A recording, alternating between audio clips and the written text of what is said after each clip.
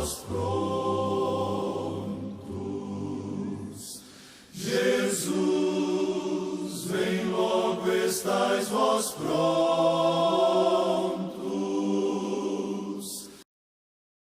História da Redenção, capítulo 61. O livramento dos santos. Foi à meia-noite que Deus preferiu livrar o seu povo. Estando os ímpios a fazer zombaria em redor deles, subitamente apareceu o sol, resplandecendo em sua força, e a lua ficou imóvel. Os ímpios olhavam para esta cena com espanto, enquanto os santos viam com solene alegria os indícios de seu livramento. Sinais e maravilhas seguiam-se em rápida sucessão. Tudo parecia desviado de seu curso natural. Os rios deixavam de correr. Nuvens negras e pesadas subiam e batiam umas nas outras. Havia, porém, um lugar claro de uma glória fixa, donde veio a voz de Deus, semelhante a muitas águas, abalando os céus e a terra. Houve um grande terremoto, as sepulturas se abriram, e os que haviam morrido na fé da mensagem do terceiro anjo, guardando o sábado, saíram de seus leitos de pó, glorificados, para ouvir o concerto de paz que Deus deveria fazer com os que tinham guardado a sua lei.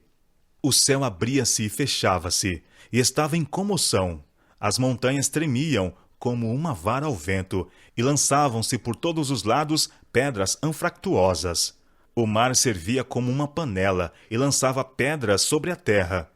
E falando Deus o dia e a hora da vinda de Jesus, e declarando o concerto eterno com seu povo, proferia uma sentença, e então silenciava, enquanto as palavras estavam a repercutir pela terra. O Israel de Deus permanecia com os olhos fixos para cima, ouvindo as palavras, enquanto elas vinham da boca de Jeová e ressoavam pela terra como estrondos do mais forte trovão. Era terrivelmente solene. No fim de cada sentença, os santos aclamavam: Glória! Aleluia! Seus rostos iluminavam-se com a glória de Deus e resplandeciam de glória, como fazia o de Moisés quando desceu do Sinai. Os ímpios não podiam olhar para eles por causa da glória. E quando a interminável bênção foi pronunciada sobre os que haviam honrado a Deus, santificando o seu sábado, houve uma grande aclamação de vitória sobre a besta e sua imagem.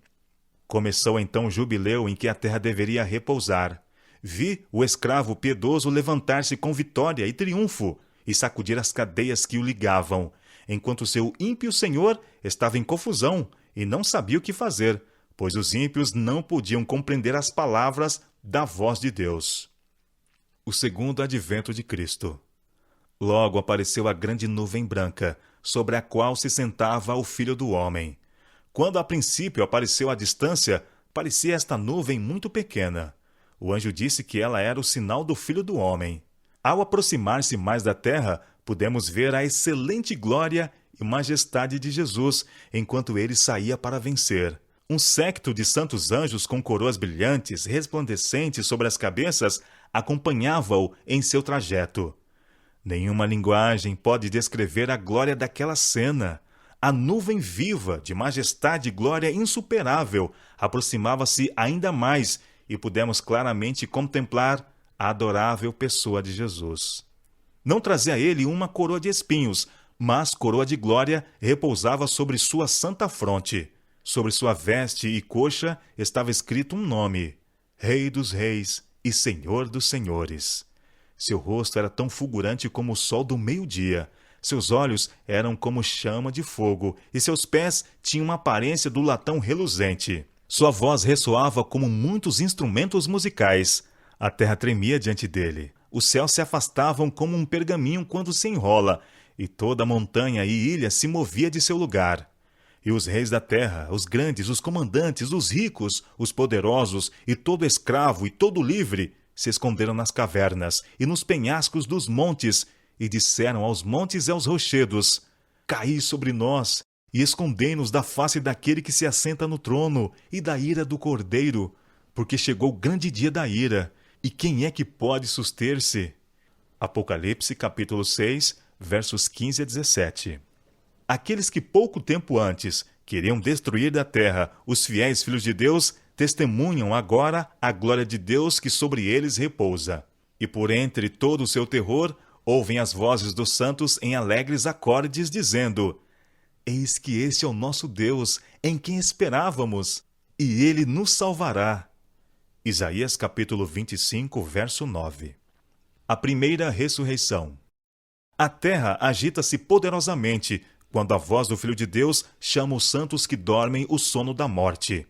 Eles respondem à chamada e saem revestidos de gloriosa imortalidade, clamando: Vitória! Vitória sobre a morte e a sepultura! Ó morte, onde está o teu aguilhão? Ó sepultura, onde está a tua vitória? Então os santos vivos e os ressuscitados erguem suas vozes em uma aclamação de vitória, longa e arrebatadora. Aqueles corpos que haviam descido à sepultura, levando sinais da enfermidade e morte, surgem com saúde e vigor imortais. Os santos vivos são transformados, em um momento, num abrir e fechar de olhos, e arrebatados com os ressuscitados, e juntos encontram seu Senhor nos ares. Oh, que reunião gloriosa! Amigos que a morte havia separado são reunidos para nunca mais se separarem. Em cada lado do carro de nuvem havia asas, e debaixo dele rodas vivas, e movendo-se o carro para cima, as rodas clamavam: Santo!